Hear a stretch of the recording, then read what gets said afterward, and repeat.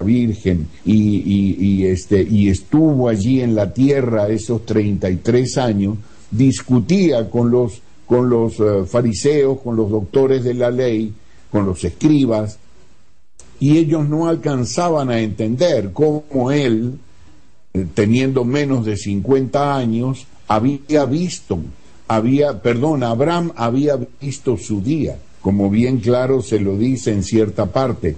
Jesús le dice: Abraham vio mi día y se gozó. ¿Por qué se gozó?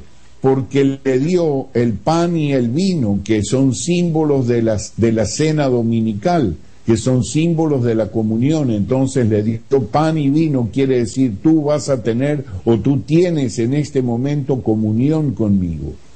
Y entonces que le dio no era otro que Jesús de Nazaret, no era otro que el Verbo eterno encarnado. Entonces, en ese momento encarnado, cuando discutía con los fariseos. Y entonces, por eso que los fariseos le dijeron: ¿aún no tienes 50 años y ya has visto a Abraham? Entonces, intentaron, pues, apedrear.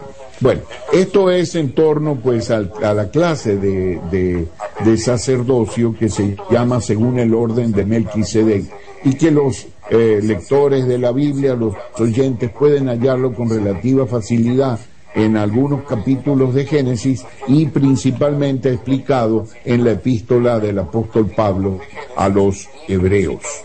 Entonces, la otra parte es la parte que empieza ya en el Éxodo y en Levítico, que es cuando Dios funda el sacerdocio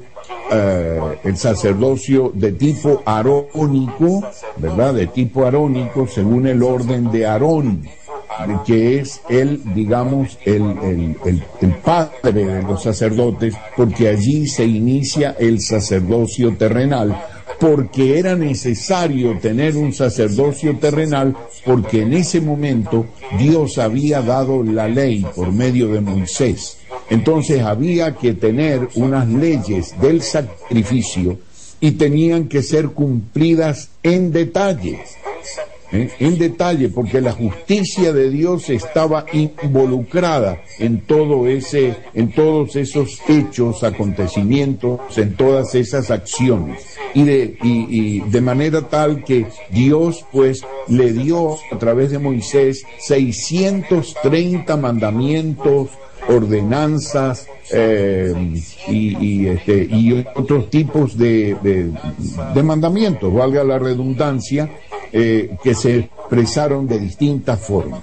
Entonces, entre los cuales estaban, pues, todas las ordenanzas del tabernáculo de reunión, que después fueron trasladados al templo que hizo Salomón, y que después se trasladaron al segundo templo que hizo Herodes, y que van a ser restauradas en el tercer templo cuando se haga, pues, en la venida del Mesías.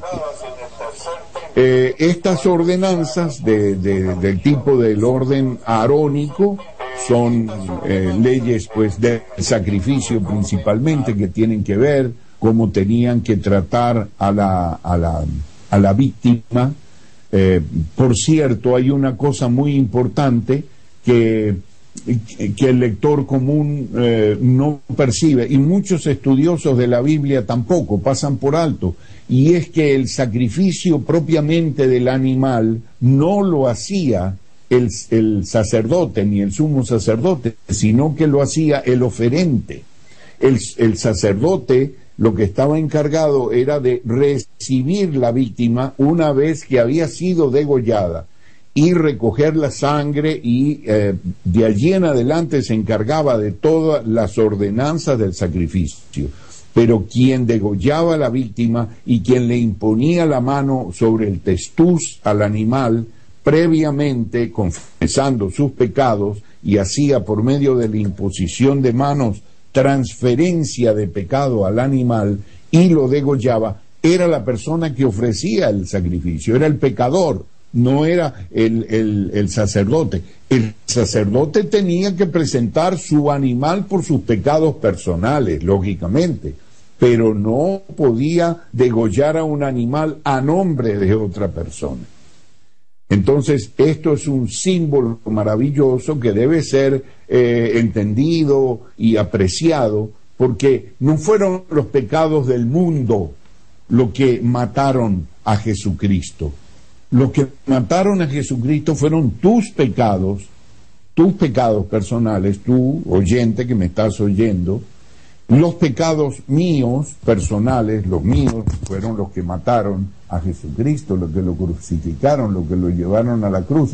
De hecho, si yo hubiera sido el único ser humano sobre la faz de la tierra, el amor de Dios es tan grande hacia mí y hacia ti, que Él aún así se hubiera hecho carne y hubiera venido a morir en la cruz por ti. Solamente por ti. Y por Donizetti Barrios y por Carolina. De manera que cada uno de nosotros fue el que mató, el que degolló, el que abrió el costado del Señor Jesús.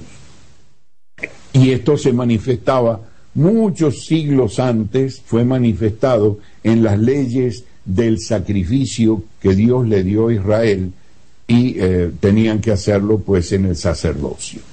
¿Qué otra cosa podemos decir del sacerdote? Bueno, el sacerdote hoy día, lamentablemente, sí sigue ministrando de pie, dice la palabra en Hebreos, está aún ministrando de pie, pero Cristo se ha sentado a la diestra de la potestad de Dios, habiendo pues ya consumado toda su obra perfecta en la cruz.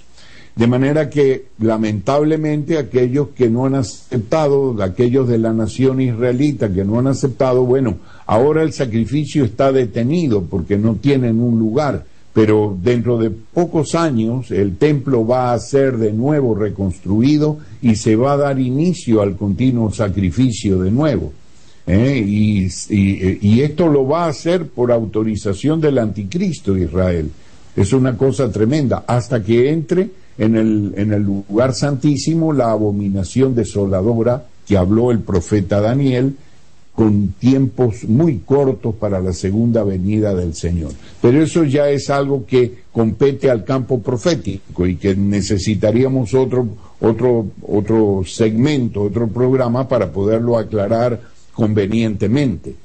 Lo que podemos decir en torno, pues así, según me agarra de sorpresa, como todas las preguntas de Donizetti, es que el sacerdocio es es un oficio donde el hombre representa al hombre delante de Dios y donde va a llevar pues todas sus cuitas, sus culpas, sus problemas, y va a presentar allí las ofrendas y sacrificios. Y en este sentido, una de las cosas más preciosas que hay es que Jesús, aún no siendo de la tribu de Leví, como era Aarón, él siendo de la tribu de Judá, él se ofreció a sí mismo en el sacrificio, en el acto del sacrificio del orden arónico, que es ofrecerse como cordero.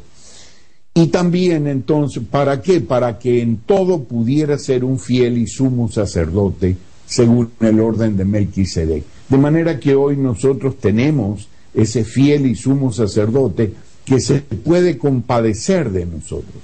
Y para eso Cristo sufrió todas las adversidades, y para eso fue humillado, fue herido, quedó solo en la cruz, para que pudiera comprobar la soledad terrible que tiene el ser humano, y entonces así pudiera representarlo como un fiel y sumo y capaz sumo sacerdote, como lo que es hoy Cristo Jesús delante de la presencia de Dios. De manera que Él no es solamente nuestro sacerdote, también es nuestro abogado defensor, que nos defiende de las acusaciones del diablo. Pero Él presenta ante el trono de la majestad divina, ante la justicia divina, Él presenta pues sus ofrendas, su ofrenda, su sangre derramada, siempre vigente, por nuestros pecados. Allí hay una serie de símbolos maravillosos, de tipos preciosos, que resaltan la obra maravillosa, aún más maravillosa, la realidad más maravillosa que es la obra